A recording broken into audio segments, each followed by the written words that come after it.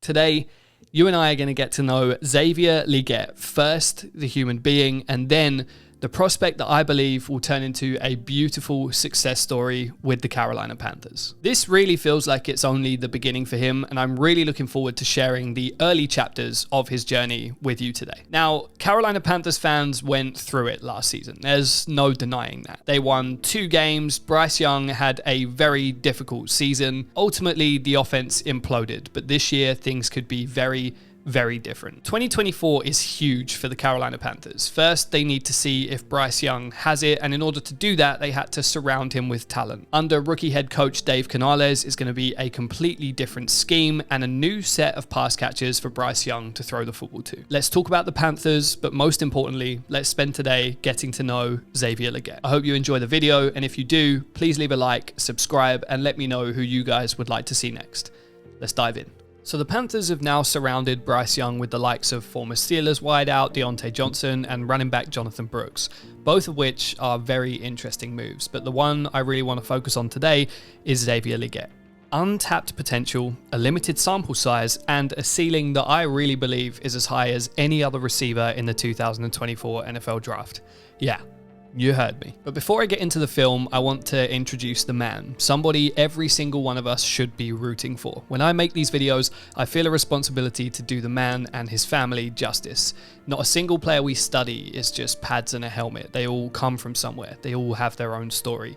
Xavier Legette's is a story that I want everybody to know. During the draft process and once selected by Carolina, Xavier Legette won the hearts of football fans with his authentic Southern accent and accompanying charm.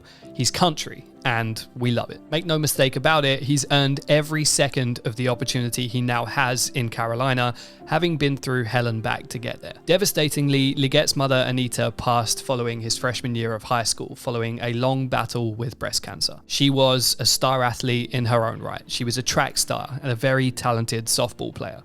The speed that you will see this season in Carolina Blue comes from Xavier's mother. Legette took it hard, as any kid would, losing his mother at a young age. He was falling asleep in class, and he went quiet.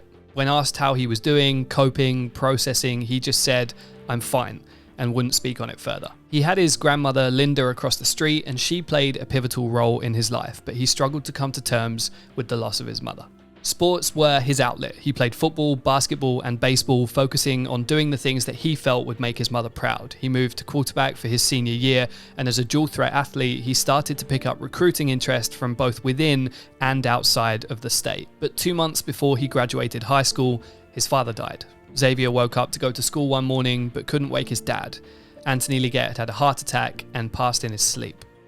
Neither of Xavier's parents would see him graduate high school, nor play a single down of football in college. But he was determined that he was going to make something of himself. His recruiting came down to Tennessee or South Carolina. Legette opted to stay close to his hometown of Mullins and committed to the Gamecocks. The team became his family. But in the first 4 seasons with the Gamecocks, things were pretty quiet for him. In fact, he never had a season with more than 11 catches. He was a depth piece with a lot of talent who just needed the time to collect himself as a young man and put it all together. He was never in any trouble, he was just dealing with a lot. Heavy shoulders.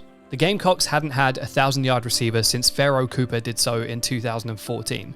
Almost a decade later, and seemingly out of nowhere, Xavier Legette broke the mold.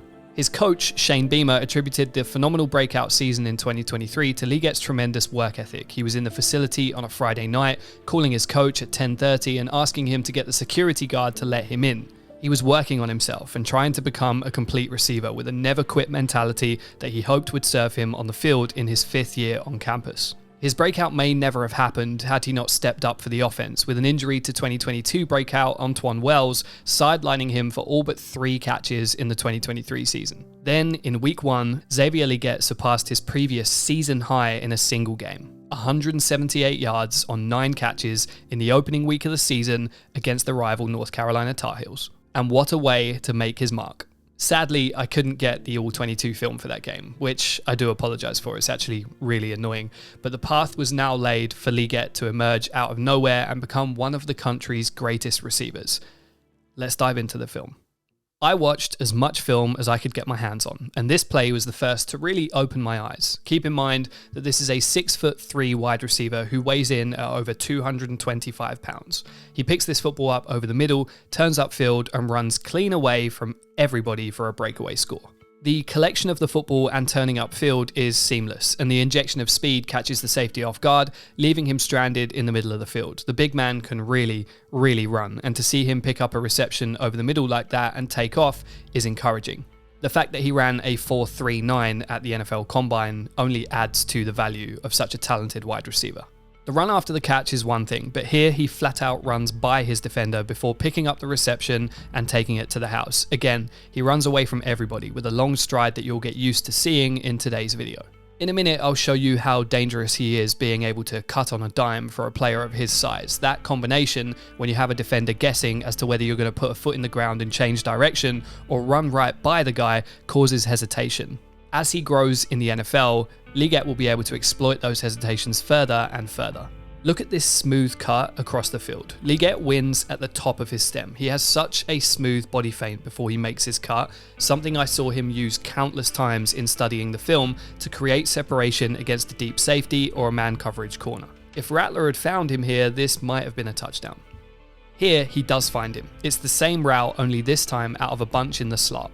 Legette runs up the seam before showing the same body feint, slowing the defender before he separates across the field. Putting that one foot in the ground and turning upfield causes a hesitation step from the Florida defender, which results in several yards of separation and a huge gain.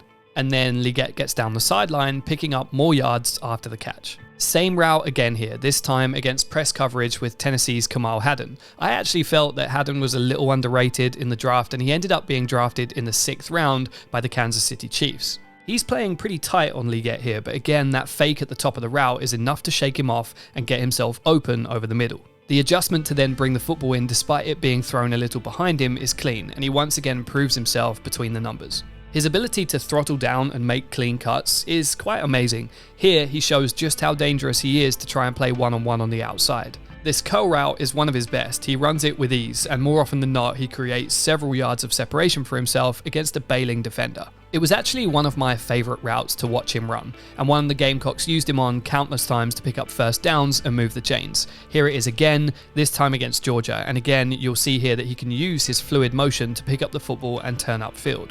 He doesn't get the ball on this one, but again, the fluid hips, the smooth cut towards the sideline, this is rare at his size. He is extremely capable of separating at the next level, and there is plenty here that leads me to believe that he will be very successful in the league.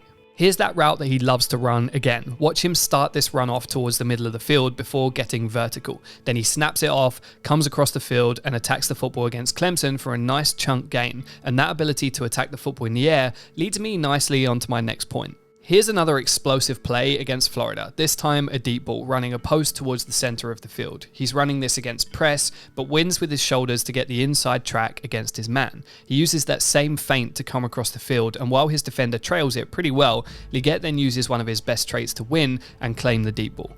He goes up and gets the football at the highest point. I don't believe I saw him make a single body catch in this game. He catches with his hands, and he'll go and get the football sooner than any defender would dare challenge to do so. He's pretty physically imposing, like almost scary at the line of scrimmage. He shows soft hands to collect the football with great concentration when the ball flies through traffic or when fighting against a tightly marking defender. The catch radius also shows he's athletic and can spring from a standstill to pluck the football out of the sky. Same here against Georgia. Watch him literally levitate before stabbing the football out of the air. The defender doesn't stand a chance. Legette shields the ball with his body and he secures it for a big gain. This play was amazing. Same thing again here coming across the middle of the field. Stabs it out of the sky before looking for yards after the catch. The hands catches just kept on coming. Look at him collect the football here, turn upfield and become the ball carrier. He then shakes a defender with immense strength and just keeps on rolling.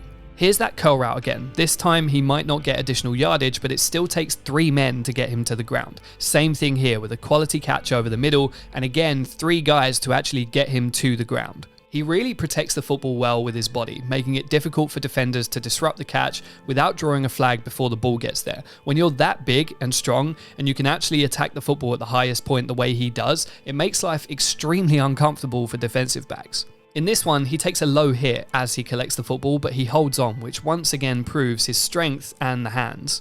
You actually only have to look at him lining up on the line of scrimmage to see it. His pads always look like they're working overtime to contain his frame, and he never looks easy to get to the floor. When you talk about a versatile receiver standing at 6'3" and showing the ability to run away from defenders, I get pretty excited. But then, South Carolina have shown that Legette can be used in many different ways, including a ton of pre-snap motion, handoffs in the backfield, and simply giving him the opportunity to make a play with the ball in his hands. Occasionally, he was the decoy, while on others, they'll hand it off to him coming around the back. And again, the long stride and the danger he poses running with the football is very clear. These weren't a rarity either. The Gamecocks looked to get Legette involved on these plays regularly. I saw it in nearly every game I watched. They tried getting him the football on screens, although Georgia did do a pretty good job of defending those. Then here against Tennessee, they throw him a screen which then sets up almost as if he's going to throw the football. He instead makes a defender miss with ease and breaks away into space for a decent gain. Once again, he proves how fluidly he moves in space for a player of his size, and I genuinely cannot wait to see him get started in the league. They even set him up out of the backfield, proving that there really isn't any limits to how a team can actually use his skill set, something that again should be very exciting for Panthers fans and for Dave Canales. Generally speaking, Legette has a pretty well-developed route tree. I saw him run post routes, comeback routes, in-breaking routes over the middle, and out-breaking routes to the boundary. The only thing that might have been missing was quick slants and routes that require a receiver to win at the line of scrimmage using their get-off. As I said earlier in the video, Legette wins at the top of his stem, as you can see here with this out route out of the slot. He gets up to top speed with that big stride and then cuts it off to break towards the sideline. Once again, this will really serve him as a pro. Having a receiver that can blow right by you down the sideline whilst also running such beautiful looking comeback and curl routes is really impressive, and it's got me hyped to see just how much further he can go, considering he only broke out this past year in South Carolina. Now, he was challenged against Clemson. For a lot of this game, he faced Nate Wiggins, a fellow first rounder who I believed could easily have been the best corner in the draft. He's a tall, sticky corner who can run with you in man coverage, and watching the two battle was actually really entertaining. Now, while he didn't catch this ball, allow me to pause it at the point it hits his hand. That is an athlete, and one who can make a ton of plays in the NFL. Panthers fans, if you're watching this video, I really want to hear just how hyped you are to see this man wearing that Carolina blue this coming season.